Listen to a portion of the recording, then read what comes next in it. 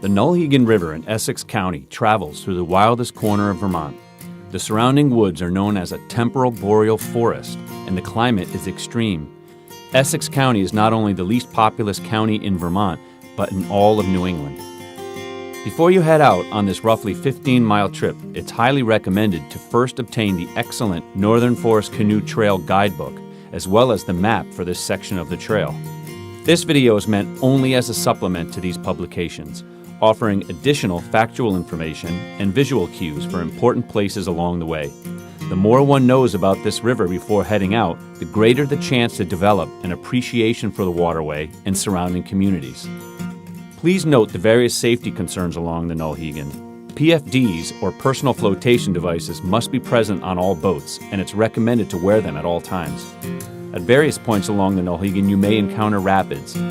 Follow the NFCT maps and guidebook, and be sure to understand the various classes of rapids to determine if certain stretches of river are within your skill level.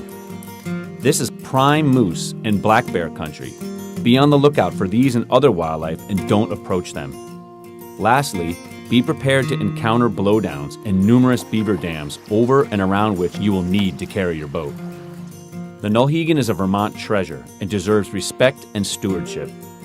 Don't trample sensitive plants or alter historical or cultural artifacts.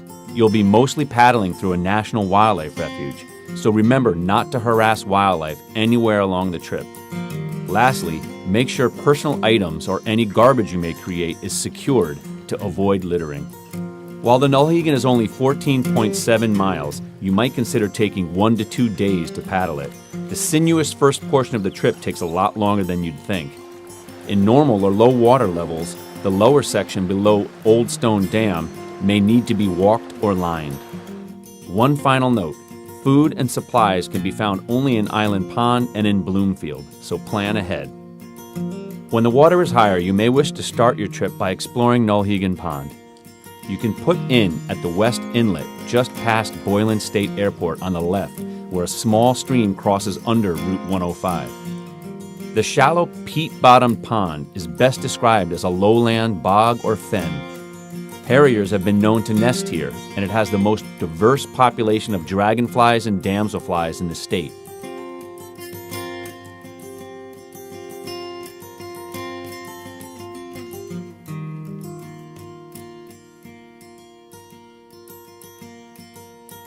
Starting with the pond, the upper stretch of the Nulhegan may offer the best chance of seeing a moose along your trip. If the water is low, it might be wise to skip the pond and put in at its outlet. Here, you'll pass under both Route 105 and a railroad trestle. From here to Wenlock Crossing is a little over 4 miles and will take 2 to 3 hours. Note that there are no good takeouts until you reach the crossing. The Nulhegan, along with the Clyde River, were part of a Wabanaki route, providing travel between communities on the St. Francis and St. Lawrence rivers in Quebec to the Coos region along the Connecticut River and to settlements on the coast of Maine. It is interesting to note that the name Nulhegan has been identified as an Abenaki word, meaning my log trap, suggesting that a fish weir may have been constructed by Native Americans somewhere along the river. The winding river corridor you will encounter in this stretch is dominated by alder shrub swamp and blue joint grass, our most common shrub-dominated wetland. Alder swamps occur along the margins of lakes and ponds, poorly drained basins, and in the backwater floodplains of rivers and streams. The soils of alder swamps are generally saturated throughout the growing season and experience some degree of seasonal flooding. Some may succeed to forested wetland communities over time, whereas others may be more stable. The stability of shrub dominance in a particular swamp is probably closely related to the hydrologic regime of the wetland. Long duration or frequent flooding will favor the more tolerant shrub species and tend to prevent most tree species from maturing. Alder swamps may provide important breeding habitat for many species of migratory birds. The ring of mountains along the Nulhegan Basin are believed to have been an ancient volcanic ring dike, and the rock in the area primarily is granitic bedrock. Passing under a small bridge, you'll still have a little while longer to paddle to get to Wenlock Crossing, where the takeout is a little rough with no path. Downriver, there are some stretches of expert-only rapids with 2 portages around them. There are also no camping sites in this stretch. No activity has had as great an influence on the Nulhegan Basin as has the timber industry. Following the first lumber mill built in Bloomfield in 1849, logging activity grew steadily in the region over the next 5 decades. Wenlock is an extinct former logging town annexed to Brighton and Ferdinand in 1853. During the years of the great softwood log drives on the Connecticut, spruce, fir, and white pine logs would be logged and stacked next to tributaries of the Nulhegan, rivers like the North, Yellow, Black, and East branches. When the spring melt came, these logs would be guided down to the main stem and onwards to Bloomfield. What wasn't processed at the local mill there continued down the Connecticut to mills in Massachusetts. Nearby Island Pond became an important railroad center in 1853 when the Grand Trunk Railway established international connections between Montreal and Portland, Maine. Montreal was in need of an ice-free winter port to ship goods, and Portland offered the additional advantage of being closer to Europe than the ports of both New York and Boston. Logging activities were in full swing when David Beatty built a large steam-powered sawmill at Wenlock in 1881. In later years, the woodyard immediately west of the wildlife management area was one of the busiest timber sidings in Vermont. Since hardwood logs lacked sufficient buoyancy and couldn't be transported via river drives, the railroad offered a viable overland alternative. Likewise, transporting finished lumber proved a profitable use of rail, and mills developed along the route.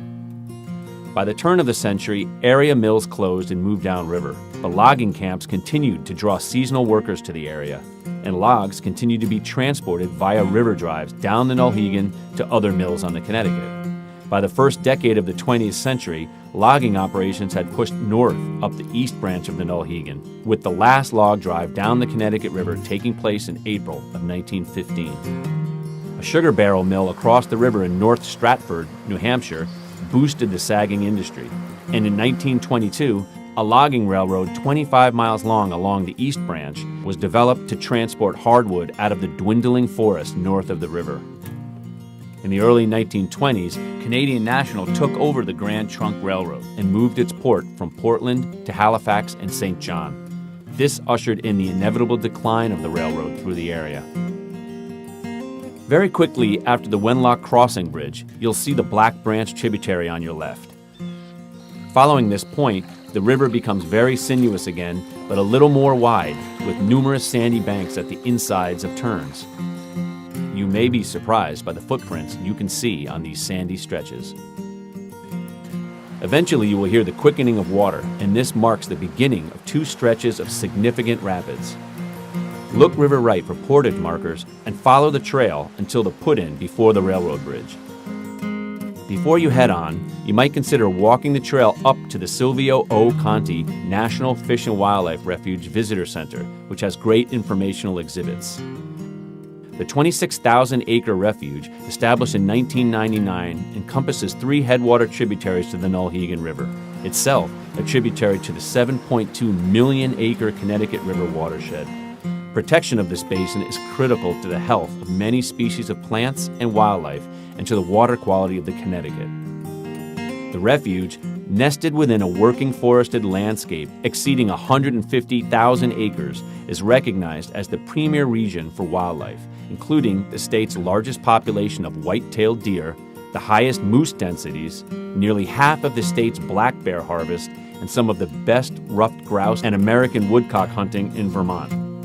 While there were never huge populations even in colonial days, lynx have been spotted in the basin numerous times, more than anywhere in the state. The Black Branch and North Branch, along with Lewis Pond, are renowned brook trout strongholds, sustained by the cool, clear tannic waters and healthy macroinvertebrate populations that provide nourishment for the trout throughout the year. Just below the railroad bridge is another portage river left, and one all paddlers should take. A short trip through the woods takes you back out to a stretch of river that may require walking in lower water. Eventually, the river widens and slows, and you'll see the takeout river right just prior to the East Brighton Bridge in the area known as Old Stone Dam, where Route 105 crosses overhead. The next stretch of river is classified as Class 3-4 whitewater and is recommended for experienced paddlers only. A long 1-mile portage down the road will get you to a river access near a large meadow on the right. Look for the Northern Forest Canoe Trail signs and a new campsite that has been constructed here just upriver of where the east branch of the Nulhegan enters, increasing the flow of the main stem. A gentle paddle past eroded riverbanks, cornfields, and meadows will eventually get you to the Route 5 bridge and the Connecticut River. Yet another Northern Forest Canoe campsite is present river left, and just a short ways up the path is a great kiosk worth checking out. The town of Bloomfield offers a great store to grab some well-deserved nourishment after a hard but worthwhile paddle. Be sure to check out our other videos on Vermont's waterways along the Northern Forest Canoe Trail and plan your next adventure.